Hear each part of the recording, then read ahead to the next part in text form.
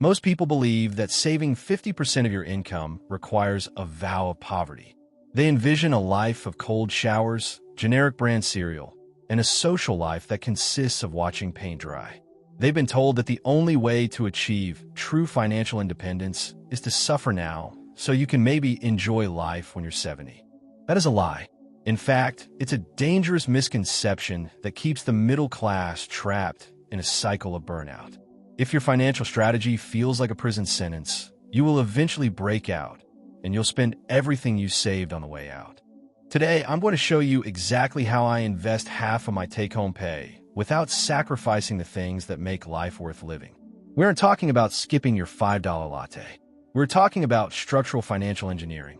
This is the blueprint for aggressive wealth accumulation that respects your current quality of life. Before we touch a single dollar, we have to address the hidden problem. The reason most people fail to save isn't because they spend too much on fun. It's because they have lifestyle creep baked into their fixed costs. When your salary goes up, your bills magically rise to meet it. You get a 10% raise, and suddenly you need a car that costs $200 more per month. You get a bonus, and you decide it's time for a bigger apartment. This is the treadmill of mediocrity. If your housing, transport, and debt service eat up 70% of your income, you've already lost. You're left fighting over the remaining 30% for food, utilities, and, heaven forbid, a night out.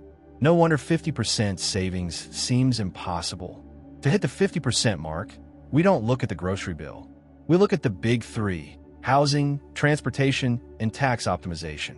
To reach a 50% investment rate, we have to flip the traditional 50/30/20 rule on its head. In the standard model, you spend 50% on needs. In our model, 50% is the first check you write to yourself. This is pragmatism in action. If you wait until the end of the month to see what's left to invest, the answer will always be zero. Parkinson's law states that work expands to fill the time available for its completion. The same is true for your bank account. Spending expands to fill the balance available. Step 1 of my system is automated friction. On the day my salary hits, 50% vanishes. It goes into a high-yield settlement account or directly into my brokerage before I even have the chance to decide how to spend it. If I don't see it, I don't miss it. This forces my lifestyle to fit into the remaining 50%. Let's talk about the elephant in the room: housing. This is usually 30% to 40% of the average American's budget. If you want to invest 50%, you cannot follow the crowd here. I don't live in a cheap place. I live in a strategic place. Whether you're renting or buying, you need to apply the rule of 1/4. Your total housing cost should never exceed 25% of your after-tax income. If you're living in a city like New York or San Francisco, this requires creativity. It might mean house hacking, renting a 2-bedroom and having a roommate cover 60% of the mortgage. Or it means choosing an A- neighborhood instead of an A+ neighborhood. By saving $1,000 a month on rent, you aren't just saving money, you are buying freedom. Saving is useless if the money sits in a checking account being eroded by inflation. Here is the exact breakdown of how that 50% is deployed for maximum CPM, capital preservation, and multiplication. 1. The core, 60%. This goes into low-cost, broad market index funds. Think VTI or VOO. I'm not trying to beat the market. I'm trying to own the market. This is the engine of long-term wealth. 2. The income layer, 20% real estate or REITs. This provides a hedge against equity volatility and offers tax advantages that the IRS doesn't give to W-2 earners. 3. The Opportunity Fund, 10%. This stays in a high-yield savings account, HYSA. This isn't just an emergency fund. It's war chest money. When a market dips 10%, I don't panic. I shop. 4. The Alpha, 10%. This is for calculated risks. Individual stocks, crypto, or private equity. If it goes to 0, my lifestyle doesn't change. If it goes to 10x, my retirement date moves up 5 years. Most people calculate their 50% based on their net pay. The pros calculate it based on how they can reduce their taxable income. By maxing out a 401k, a health savings account, HSA, and a backdoor Roth IRA, I am effectively lowering my tax bracket while simultaneously building wealth. Consider the HSA. It's the only triple tax-advantaged account in the U.S. Tax-deductible contributions, tax-free growth, and tax-free withdrawals from medical expenses. If you're healthy and young, this is essentially a second retirement account.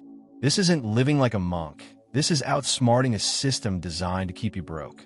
Here is the secret to not burning out. Selective extravagance.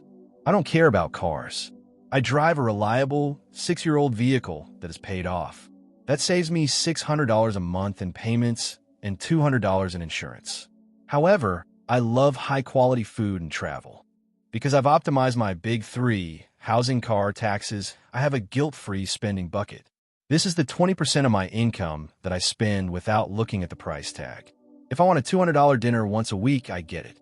Why? Because my 50% investment is already automated.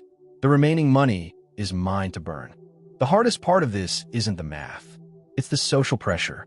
You will see friends buying the new iPhone, leasing the new BMW, and posting from the VIP section of a club they can't afford. You have to realize that most of the people you're trying to impress are actually broke. They are all hat and no cattle, as they say in Texas. They have the appearance of wealth, but no equity.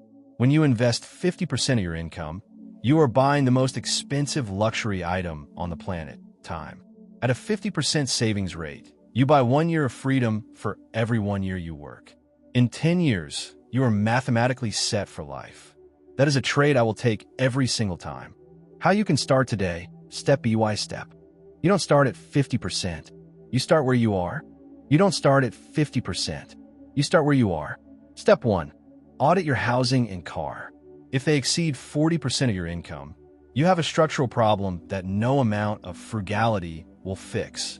Step 2. Increase your investment rate by 1% every month. You won't feel the difference between 10% and 11%, but in 3 years, you'll be at 46%. Step 3. Use any windfall, raises, tax refunds, bonuses, entirely for investment. Don't upgrade your life. Upgrade your net worth. If you follow this pragmatic blueprint, wealth isn't a maybe. It is a mathematical certainty. You aren't living like a monk. You're living like a strategist.